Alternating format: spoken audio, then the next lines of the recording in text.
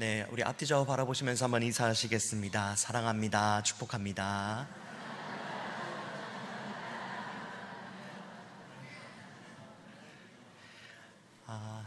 네, 오늘 우리 3, 4 여전도회 헌신 예배로 또 이렇게 특성으로 하나님께 영광 돌리셨는데, 우리 한 분단 통째 이렇게 앉아 계시고 또 특송하시는 모습을 뵈면서 참 우리 3, 4 여전도회 회원분들의 그 기도의 후원과 또 이 응원과 이런 것들을 우리 다음 세대들이 받을 수 있으면 얼마나 우리 신일 공동체가 행복한 공동체인가 잠깐 생각했습니다. 우리 오늘 헌신을 다짐하신 우리 3, 4 여전도의 모든 회원분들께 하나님께서 크신 은혜와 또 평강의 복으로 덧입혀 주시기를 간절히 소망합니다. 바울 사도는 여러 지역에 세워진 교회가 믿음 위에 견고히 세워지는 공동체가 되도록 각 교회마다 격려와 또 교훈의 편지를 보내었는데요, 오늘 우리가 함께 읽은 이 골로새서도 이러한 목적으로 바울이 골로새 교회 지역에 보낸 편지입니다. 바울이 이 편지를 기록할 당시 골로새 교회는 문제를 가지고 있었는데요, 그 문제는 바로 분열이라고 하는 문제였습니다. 골로새 교회 안에 있었던 분열의 문제는 특별히 예수 그리스도의 복음의 진리를 어지럽히는 거짓 교사들의 거짓된 가르침으로 인해 일어나게 된 문제였습니다. 예수 그리스도를 믿는 것만으로는 부족하다며 율법도 지켜야 한다라고 하는 부류와 또 종교적 체험을 중요시 여기는 신비주의의 부류들이 교회 안에 공존하게 되면서 성도들이 하나 되지 못하고 나뉘어지게 된 것이죠. 이러한 상황 가운데 바울 사도는 골로새 교회에 편지를 보내어 예수 그리스도의 복음으로 인해 그들이 어떤 사람이 되었고 이제는 어떻게 살아가야 되는지를 가르침과 동시에 하나됨을 이루어가야 한다라고 그들의 사명을 분명하게 가르쳐주고 있습니다. 사실 골로새 교회뿐만 아니라 다른 지역에 세워졌던 교회들도 이처럼 분열에 대한 문제를 겪고 있었는데요, 고린도 교회도 이 당파의 문제로 인해 어려움을 겪었고 또 에베소 교회도 거짓 교사들의 가르침 때문에 분열의 문제를 겪었습니다. 이처럼 대단한 문제가 일어나지 않는다고 하더라도 공동체가 하나됨을 이루는 것, 이것은 쉽지 않은 일입니다. 왜냐하면 공동체를 이루고 있는 사람들의 생각이 저마다 다르고 이들이 살아왔던 환경 또한 다르고 생활 방식 또한 다르기 때문입니다. 하지만 분명한 것은 공동체의 하나됨을 이루어가는 것이 아무리 힘들고 또 어렵다 하더라도 바울 사도가 에베소 교회 성도들에게 에베소서 4장 3절 말씀을 통해 성령이 하나 되게 하신 것을 힘써 지키라고 강권하였던 것처럼 그 일을 절대로 포기해서는 안 된다는 사실입니다. 간절히 바라기는 오늘 헌신을 다짐하신 우리 3, 4 여전도회가 오늘 말씀을 통해 더욱더 지금도 하나됨을 잘 이루고 계시지만 이 하나됨을 이루어 가시고 또 이 하나됨을 우리 믿음의 다음 세대들에게 또 전수해 주실 수 있는 그런 진리 위에 바로 서는 공동체가 될 수 있기를 간절히 소망합니다. 하나님께서 기뻐하시는 공동체, 또 하나님께서 더욱 귀중히 사용하시는 공동체가 될 수 있기를 간절히 소망합니다. 이 공동체의 하나됨을 이루기 위해서 어떤 모습들이 있어야 될까요? 첫 번째로 그리스도의 사랑으로 새 옷을 입어야 합니다. 오늘 함께 읽으셨던 본문 12절과 13절 말씀을 다시 같이 한번 읽어보겠습니다. 12절 13절입니다. 시작. 그러므로 너희는 하나님이 택하사 거룩하고 사랑받는 자처럼 긍휼과 자비와 겸손과 온유와 오래 참음을 옷 입고, 누가 누구에게 불만이 있거든 서로 용납하여 피차 용서하되 주께서 너희를 용서하신 것 같이 너희도 그리하고. 아멘. 12절을 보니까 바울은 이 공동체의 하나됨을 이루어가기 위해 사랑으로 새 옷을 입어야 한다라고 가르칩니다. 왜 사랑으로 새 옷을 입어야 합니까? 오늘 읽진 않았지만 앞선 말씀 10절 말씀을 보시면 새 사람을 입었고 성도는 새 사람 새롭게 하심을 입은 자이기 때문에 이 새롭게 하심의 옷을 입어야 된다라고 그 이유를 밝히고 있습니다. 또한 오늘 본문 12절 상반절 말씀 보니까 이 10절의 말씀을 더욱더 구체화해서 성도는 하나님께 택하심을 입은 사랑받는 거룩한 사람이기 때문에 사랑으로 새 옷을 입어야 한다라고 당위성을 밝히고 있습니다. 정리해보면 이들의 신분과 정체성이 세상에 속한 자에서 하나님께 속한 사람으로, 세상을 닮은 사람에서 하나님을 닮은 사람으로, 또 죄로 인해 심판을 받을 사람에서 하나님의 사랑을 받는 사람으로 완전히 뒤바뀌었기 때문에 이제는 그 신분과 정체성에 걸맞는 옷을 입고 걸맞는 행동을 하며 살아가야 한다라는 것입니다. 자, 그렇다면 이처럼 새롭게 입어야 하는 사랑의 옷은 구체적으로 어떤 모양의 옷일까요? 오늘 읽으셨던 12절 말씀 하반절 말씀 보니까요, 긍휼과 자비와 겸손과 온유와 오래 참음을 옷 입고라고 말합니다.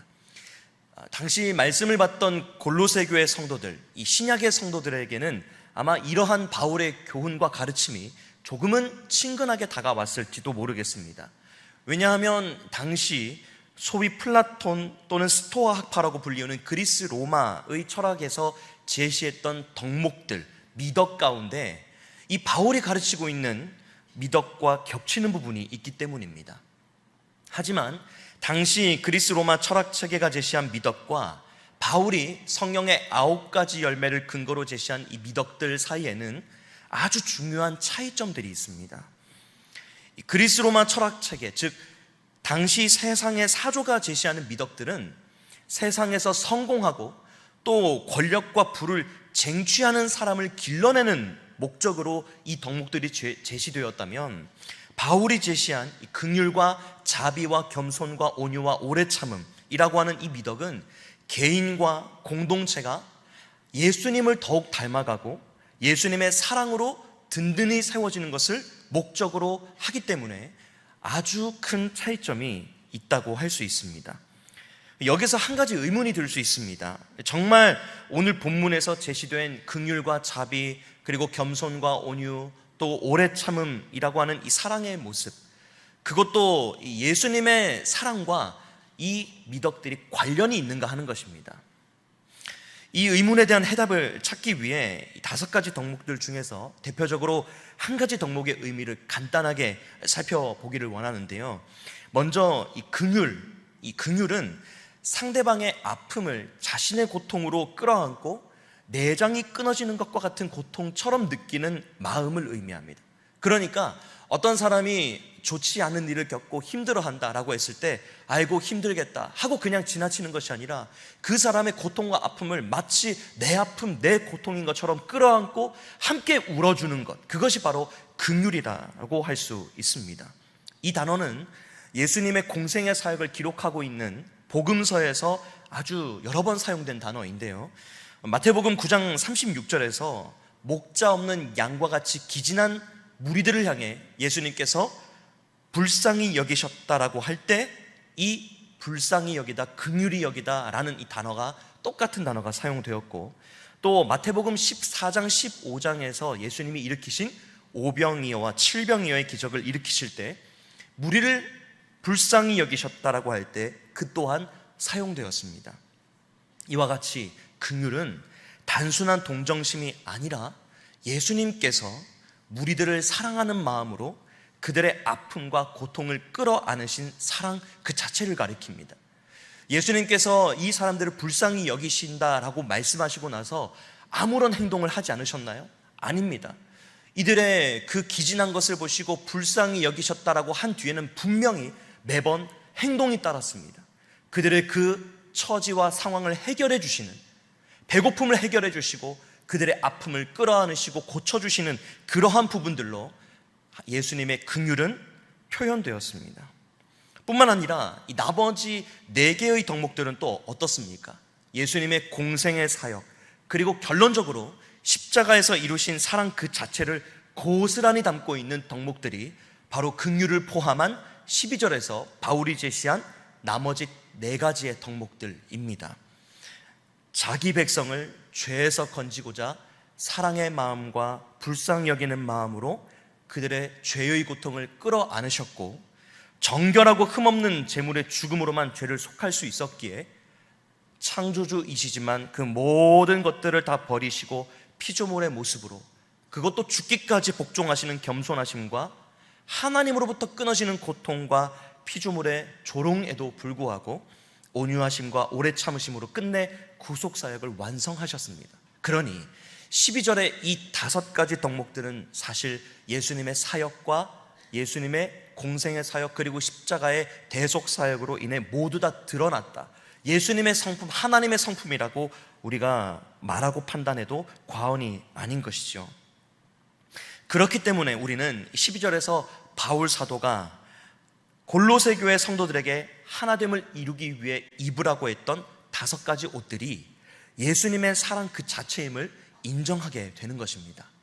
이어서 바울은 긍휼과 자비, 또 겸손과 온유, 오래 참음이라고 하는 예수님의 사랑의 옷을 입은 성도가 어떤 행동을 삶에서 펼쳐내 보여야 하는지를 가르쳐 주는데요, 이는 앞선 5가지의 덕목이 전부 집약된 하나의 행동으로 나타납니다. 그 행동이 무엇인지 오늘 읽으셨던 본문 13절 상반절 말씀 한번 보시겠습니까? 13절 상반절 보니까 누가 누구에게 불만이 있거든 서로 용납하여 피차 용서하되 라고 말씀합니다. 앞서 12절에서 살펴보았던 5가지 덕목은 전부 명사였습니다. 이것은 말 그대로 입어야 하는 사랑의 옷이 어떤 것인지를 알려주는 것이었다면, 13절의 용납과 용서는 사랑의 옷을 입은 사람이 마땅히 행해야 하는 행동을 의미하며, 긍휼과 자비를 삶에서 표현하는 행동, 겸손과 온유와 오래 참음을 직접 눈으로 볼 수 있도록 나타낼 수 있는 행동이 바로 이 용납과 용서입니다. 앞서 5가지 덕목이자 예수님으로 인해 새롭게 된 사람이 입어야 하는 5가지 사랑의 옷은 모두 예수님께로부터 비롯된 것임을 살펴보았습니다. 이것과 마찬가지로 13절에서 사랑의 옷을 입은 사람이 마땅히 삶에서 행해야 하는 용납과 용서 또한 예수님께로부터 비롯된 것임을 우리는 알 수 있는데요, 13절 하반절 말씀 보니까요, 피차 용서하되 주께서 너희를 용서하신 것 같이 너희도 그리하라 라고 말씀하면서 용서와 용납의 모델과 기준이 예수님의 용서하심임을 밝히 드러내고 있습니다. 그러니 12절과 13절을 정리해 보면 우리가 입어야 하는 긍휼과 자비, 겸손과 온유, 오래 참음도 예수님의 성품과 사역에서 비롯된 것이고, 사랑의 옷을 입고 이 5가지 사랑의 옷을 입고 행해야 하는 용납과 용서 또한 예수님께서 이루신 대속 사역에서 비롯된 행동이어야 한다라는 것이죠. 그런데요, 여러분, 우리가 입어야 하는 사랑의 옷이 어떤 모습인지도 알았고, 우리가 그 사랑의 옷을 입고 실천해야 하는 행동 또한 무엇인지도 알게 되었는데요, 여기서 한 가지 점검해야 할 사실이 있습니다. 그것은 바로 우리가 바울 사도가 지금 우리에게 가르쳐 준 것처럼 진정 새로운 옷을 입고 있는가 하는 사실입니다. 더 나아가서는 우리가 사랑의 옷인 긍휼과 자비의 옷, 그리고 겸손과 온유의 옷, 오래 참음의 옷을 입고 있는가 하는 사실, 그리고 그 옷을 입고 진정 새로운 옷을 입은 사람답게, 아니 그 사랑을 경험하고 받은 사람답게 내가 주님께 용서받은 것처럼 나도 용서하는 새로운 삶을 살고 있는가 하는 것입니다. 사랑의 옷이 무엇인지 아는 것, 그리고 그 사랑의 옷을 입고 어떤 행동을 해야 되는지 아는 것, 이것으로 끝나는 것이 아니라 내가 진정 그 옷을 입고 있는가, 그 옷을 입고 진짜 옷 입은 사람에 걸맞는 행동을 하며 살고 있는가, 그것을 우리가 점검해 봐야 하는 것이죠. 12절 13절 말씀을 거꾸로 적용해 본다면 어떻게 될까요? 우리에게 만약 가족과 이웃 그리고 함께 신앙생활하는 지체들을 용납하지 않고 용서하지 않는 모습이 있다면 그것은 긍휼과 자비, 겸손과 온유, 오래 참음이라고 하는 사랑의 옷을 입지 않은 것이 될 것이고요, 그렇게 사랑의 옷을 입지 않았다면 예수 그리스도로 인한 새로운 옷을 10절 말씀처럼 입고 있지 않다라는 것이 될 수 있습니다. 사랑하는 여러분, 저와 여러분은, 그리고 우리 공동체는 과연 어떤 공동체입니까? 우리에게 용납과 용서의 모습이 있습니까? 예수 그리스도의 사랑을 옷 입고 있는 우리 자신, 그리고 우리 공동체 맞습니까? 오늘날 우리가 몸담고 있는 가정과 세상에서, 그리고 애석하게도 교회 공동체 안에서까지도 이 용납과 용서의 모습이 많이 사라진 것을 보게 됩니다.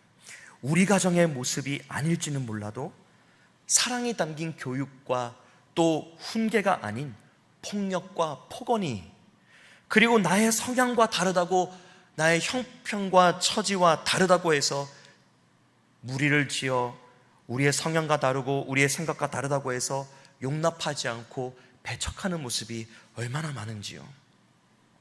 죄성을 가진 우리도 얼마든지 이런 연약한 모습을 드러낼 수 있습니다. 그러나 그때마다 우리는 돌이켜야 합니다. 바로 우리가 입고 있는 옷의 출발점인 예수 그리스도의 사랑으로 말입니다. 용서하지 않고 미워하며 배척하고 싶을 때마다 우리는 계속 바라봐야 합니다. 우리 대신 모진 고난을 당하시며 우리의 죽음을 대신 당하신 예수 그리스도, 그리고 지금도 재판정에서 자신의 의로움으로 우리를 덮으시며 우리를 의인이라고 변호하시는 우리의 중보자 예수 그리스도를 바라봐야 합니다. 저 사람을, 다른 사람을 판단하고 정죄하고 싶을 때 내가 예수님께 어떤 대우와 대접을 받았는지를 기억해야 합니다. 예수님께서 나의 죄를 덮어주신 것을 내가 진정 깨닫고 그 사랑의 옷을 입고 있다면 다른 사람을 판단하거나 정죄할 수 없을 것입니다. 왜 그렇습니까? 이미 사랑받았기 때문입니다.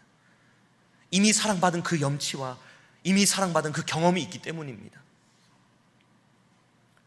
우리의 연약한 성정으로 인해 이 용납과 용서를 하기 싫을 때마다, 그리고 사랑의 옷을 벗고 싶을 때마다 우리를 위해 마다하지 않고 자신의 몸을 아끼지 않고 내어주신 예수 그리스도를 바라보며 예수님께서 우리를 위해 이루어주신 사역을 다시 한번 주목해야 합니다. 사랑하는 여러분, 어떤 옷을 입고 계십니까?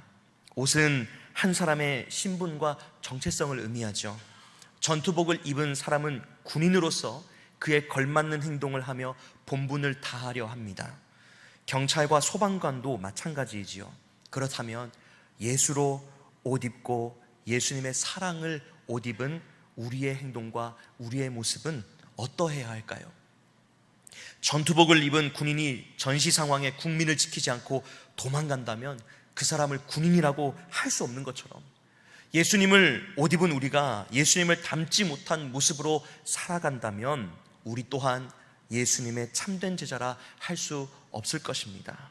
바라기는 저와 여러분 모두, 그리고 오늘 헌신을 다짐하시는 우리 3사 여전도의 회원 여러분들 모두 예수로 옷 입은 성도답게 예수님을 닮은 사랑의 행동으로 우리가 속한 공동체를 예수님의 사랑이 가득한 공동체로 아름답게 세워가시는데 주인공으로 쓰임받게 되시기를 간절히 축복합니다. 두 번째로, 공동체의 하나됨을 이루어가기 위해 있어야 하는 모습은 어떤 모습일까요? 그리스도의 평화가 마음을 지배하게 해야 합니다. 우리 오늘 본문 15절 말씀을 한번 같이 읽어보겠습니다. 15절입니다. 시작. 그리스도의 평강이 너희 마음을 주장하게 하라. 너희는 평강을 위하여 한 몸으로 부르심을 받았나니 너희는 또한 감사하는 자가 되라. 아멘. 앞서 공동체의 하나됨을 이루어가기 위해서는 예수님의 사랑으로 옷 입고 그 사랑에 걸맞는 용서와 용납의 모습을 보여야 한다라고 하는 교훈을 나누었는데요. 그러나 사실 이 사랑의 옷을 입은 자답게 긍휼과 자비, 겸손과 온유, 오래 참음과 용서보다는 미움과 또 시기의 마음들이 우리의 말과 행동으로 드러날 때가 있습니다. 하지만 그렇다고 해서 어떻게 하나님께서 우리에게 허락하신 공동체인 가정과 또 특별히 기관과 부서의 하나됨을 포기할 수 있겠습니까? 이러한 괴리와 어려움의 문제들에 대해 방금 읽은 15절은 이 어려움을 돌파할 수 있는 해법을 알려주는데요. 그것은 바로 15절 상반절이 말씀하는 것과 같이 그리스도의 평강이 마음을 주장하게 하는 것입니다. 이 15절 상반절을 세번역 성경으로 조금 읽어보면 더 원어의 의미에 맞게 번역을 하고 있는 것을 알 수 있는데요. 우리 같이 한번 읽어보겠습니다. 시작. 그리스도의 평화가 여러분의 마음을 지배하게 하십시오. 여기 지배하다, 개역개정은 주장하게 하라라고 했는데, 여기 세번역 성경 지배하다라는 말에는 어떤 일의 결정적 요인이 되다라고 하는 의미가 있습니다. 틈을 허락하지 않고 단호하고 엄격한 의미의 결정을 의미합니다. 그러니 어떤 말을 하고 행동을 하기에 앞서서 내가 이 말을 하는 것이 옳은가, 내가 이 행동을 하는 것이 옳은가 고민하며 결정할 때 가장 중요하게 영향을 미쳐야 되는 것이 바로 예수님께서 우리에게 끼쳐주신 평강의 기준이라는 것이죠. 나의 감정대로 말하고 나의 감정대로 행동하는 것이 아니라 한번 스탑하고 멈추어 서서 예수님이 내게 끼쳐주신 평강의 기준을 비추어 본다면 내가 이 말을 해도 될까라고 하는 그런 적극적인 의미의 단어가 바로 이 지배하다라는 말의 의미입니다. 이 가르침의 의미는 12절에 5가지 덕목을 살펴볼 때 나누었던 그리스 로마의 철학과 시대사조 안에서 다시 한번 해석해 볼 필요가 있는데요. 당시 그리스 로마 사회에서 그리고 그들의 시대사조 안에서 평화는 군사력으로 이루어진 것입니다. 로마 제국이 약 200년간 누렸던 번영의 시기를 가리켜서 팍스 로마나 로마의 평화의 시기다라고 하는데요. 이 15절에는 이와 정반되는 표현이 기록되어 있습니다. 이 로마의 평화는 군사력으로 힘으로 이룬 것이지만 15절에서는 정반대의 표현이 기록되어 있는데 그 표현이 무엇입니까? 바로 그리스도의 평강입니다. 예수님께서는 어떤 방법으로 평화와 또 평강을 이루셨습니까? 로마처럼 부수고 또 전쟁을 치르며 이기며 살육하며 그렇게 평강을 이루지 않으셨죠. 오히려 십자가에 달려 죽으심으로 평강을 이루어 주셨습니다. 당시 로마 시민에게는 선고하지 않을 만큼 극악한 사형 방법이었던 십자가, 저주의 상징이죠. 그 십자가에서 세상이 시대 사조가 말하는 힘과 권력이 아닌 고난과 죽음을 통해 평화와 평강을 이루셨습니다. 골로새서 1장 20절은 예수님께서 이루셨던 평화와 평강에 대해 이렇게 말씀합니다. 그의 십자가의 피로 화평을 이루사. 그리고 에베소서 2장 16절은 또 십자가로 이 둘을 한 몸으로 하나님과 화목하게 하려 하심이라. 세상이 보았을 때 죽음, 아주 패배스러운 것이죠. 아무도 그것을 원하는 사람이 없습니다. 고난, 힘듦, 아무도 그것을 원하는 사람이 없습니다. 그래서 세상의 기준으로 보면 예수님께서 십자가를 지시고 모든 사람의 죄를 짊어지고 죽으신 것이 패배요, 또 세상의 관점으로 보면 그것이 아주 하등한 것일지 모르지만 우리 하나님의 기준, 우리 주님의 기준 안에서는 하나님의 평강과 화복을 가져오는 세상에 흉내낼 수도 없는 아주 소중하고 고귀한 가치, 그것이 바로 예수님께서 이루신 평화와 평강이라는 것입니다.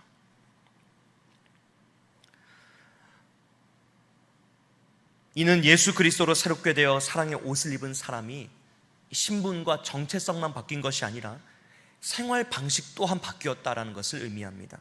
앞에서 살폈던 14절의 말씀처럼 누군가를 용납하고 용서하는 일이 여러분 어떻게 쉽겠습니까? 그래서 이전에는 로마가 힘으로 군사력으로 평화를 가져왔던 것처럼 우리도 다른 사람을 용서하고 용납하기보다 혈기와 고집 그리고 연약한 우리의 성정으로 공동체의 하나됨을 이루려고 했다면 이제는 달라져야 한다라는 것입니다. 세상의 방법과 기준이 아닌 바로 예수님께서 낮아지시고 자기 버리심으로 화평을 이루셨던 것처럼, 그렇게 우리에게 평강을 가져다 주셨던 것처럼 우리도 그 방법으로 우리 자신을 버리고 우리 자신이 낮아져서 공동체의 평화를 이루어 가야 한다는 것이죠. 이전에는 양보하지 않고 나는 죽지 않으면서 다른 사람이 양보하기만을 바라고 다른 사람이 의견을 바꾸도록 했다면 이제는 나의 고집을 내려놓고 오히려 양보하며 바울이 고린도전서 15장에서 고백한 것처럼 나는 날마다 죽노라 라고 하며 우리의 모든 결정과 선택을 그리스도의 평강의 기준에 빗대어 결정해야 합니다. 우리의 사명이자 우리 공동체의 사명은 내가 드러나는 것, 내가 사는 것이 아니라 15절 하반절이 말씀하는 것처럼 예수님께서 끼쳐주신 평강으로 한 몸을 이루는 것입니다. 간절히 바라기는 저와 여러분, 그리고 오늘 헌신을 다짐하시는 3, 4 여전도의 회원 여러분들이 서로에게 예수님의 화평을 끼치는 화평의 전달자들이 다 되시기를 바랍니다. 나 때문에, 우리 오늘 헌신을 다짐하시는 회원 한 분 한 분 때문에 공동체의 기쁨이 넘치며, 나 때문에 공동체에 예수님의 사랑이 오고 가며, 나 때문에 공동체가 하나 되는 역사들이 이루어져 가기를 간절히 바랍니다. 내가 죽음으로 인해서 다른 사람이 살 수 있다면 그것을 기꺼이 기쁨으로 여기는 우리의 삶의 자세, 예수님께서 자신의 생명을 내어주시면서도 기쁨으로 그 사역을 감당하고 감수하셨던 것처럼 우리도 우리 자신이 죽고 우리 자신이 낮아진다 하더라도 내 옆에 있는 이웃과 우리의 공동체가 살 수만 있다면 그것을 기꺼이 우리의 사명인 줄로 알아 감당하는 그런 평강의 전달자들이 다 되시기를 바랍니다. 그래서 여러분 한 분 한 분이 주님을 모르는 분들을 주님께로, 그리고 믿음이 연약한 분들을 주님께로 연결지어드리는 화평의 가교, 그 도구로 귀하게 쓰임받게 되시기를 주님의 이름으로 축복합니다. 마지막으로 공동체 하나됨을 이루어가기 위해 있어야 하는 모습은 어떤 모습일까요? 그리스도의 말씀으로 인도하심을 받아야 합니다. 우리 오늘 본문 16절 말씀을 같이 읽겠습니다. 16절입니다. 시작. 그리스도의 말씀이 너희 속에 풍성히 거하여 모든 지혜로 피차 가르치며 권면하고 시와 찬송과 신령한 노래를 부르며 감사하는 마음으로 하나님을 찬양하고. 아멘. 공동체 하나됨을 이루기 위해 예수 그리스도의 사랑으로 옷 입고 그리스도의 평강이 지배하도록 해야 함을 말씀을 통해 나누었습니다. 이제 공동체 하나됨을 이루기 위해 마지막으로 있어야 하는 모습으로, 예수님께서 마지막 모습으로 말씀의 인도하심을 받아야 함을 나누게 될 텐데요, 사실 이 새 교훈은 단계적인 교훈으로 볼 수 있습니다. 예수님으로 새롭게 된 성도는 사랑으로 옷 입고 그에 걸맞는 행동을 하되 예수님께서 끼쳐주신 평강으로 한 몸을 이루기 위해 해야 합니다. 그리고 이처럼 사랑과 평강으로 하나 되는 공동체가 되기 위해서는 그리스도의 말씀에 사로잡혀야만 합니다. 16절에서는 그리스도의 말씀이 너희 속에 풍성히 거해야 한다라고 했는데요, 여기서 풍성히 거하다라고 하는 표현은 누구나 식별 가능하도록 분명하게 보여지고 영향력이 미쳐지는 것을 의미합니다. 그러니 말씀에 내가 지금 풍성히 거한다 말로만 하는 것이 아니라 다른 사람이 보더라도 저 사람은 정말 말씀 때문에 살아가고 말씀에 붙들려 살아가는구나 라고 볼 수 있을 만큼, 판단할 수 있을 만큼 되어야 되는 것이 풍성히 거하다라고 하는 말의 의미인 것이죠. 자, 그렇다면 그리스도의 말씀이 영향을 미치고 있다라고 하는 것을, 그리스도의 말씀에 영향을 받고 있다라고 하는 것을 어떻게 하면 식별할 수 있을까요? 무엇을 근거로 그렇게 판별할 수 있을까요?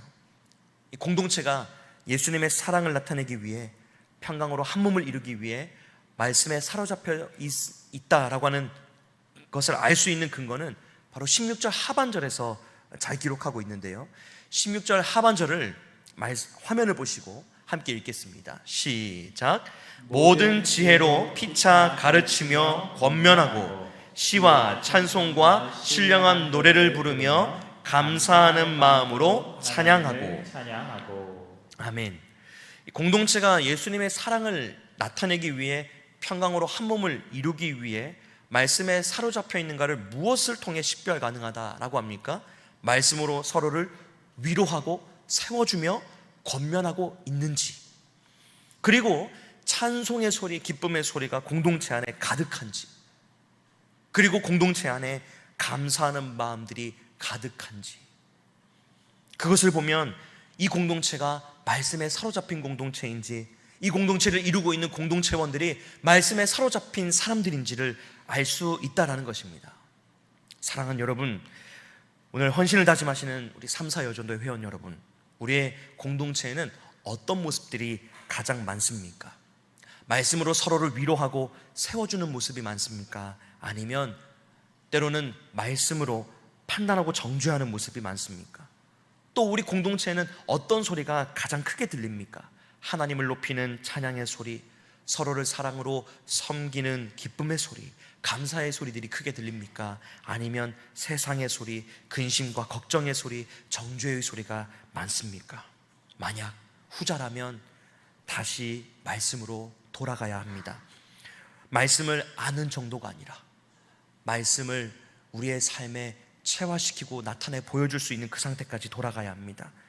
오랜 신앙생활 속에 무엇보다 익숙한 것이 말씀이겠지만 말씀으로 돌아가야 한다라고 하는 것은 말씀을 몇 독했느냐, 얼마나 많은 말씀을 알고 있느냐의 차원이 아니라 말씀이 풍성히 거해야 한다는 것을 설명드리며 말씀을 드렸던 차원, 즉 하나님의 말씀이 삶에 지대한 영향을 끼치는 것이 식별 가능하도록 보여지고 있는가, 우리의 선택과 결정에 하나님의 말씀이 영향을 미치고 있는가의 차원으로 나아가야 합니다. 말 그대로 말씀에 사로잡히고 지배당하는 차원으로 들어가야 한다라는 것이죠.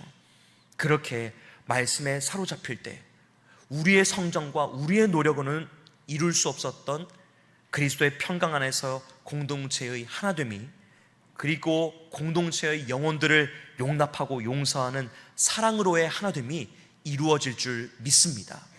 하나님의 말씀에 사로잡히셔서 하나님의 평강을 다른 이에게 끼치는 평강의 전달자로, 또 하나님의 말씀에 사로잡히셔서 예수님께서 우리에게 보여주셨던 긍휼을 전달하고 자비를 전달하고 겸손과 온유를 다른 이들에게 끼치며 또 오래 참음으로 우리가 용서받은 것처럼 옆에 있는 이들을 용서하고 용납하는, 그래서 날마다 공동체 안에 기쁨의 소리, 찬양의 소리, 옆에 이웃을 또 우리 공동체원들을 세워주고 높여주고 격려해주는 소리들이 가득한 그런 우리 3사 여전도의 회원들의 공동체, 그리고 우리 신일 공동체가 되기를 간절히 바랍니다.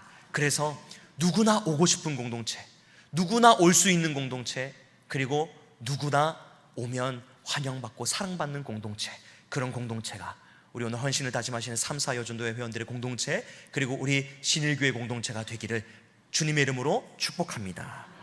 제가 잠깐 기도하겠습니다.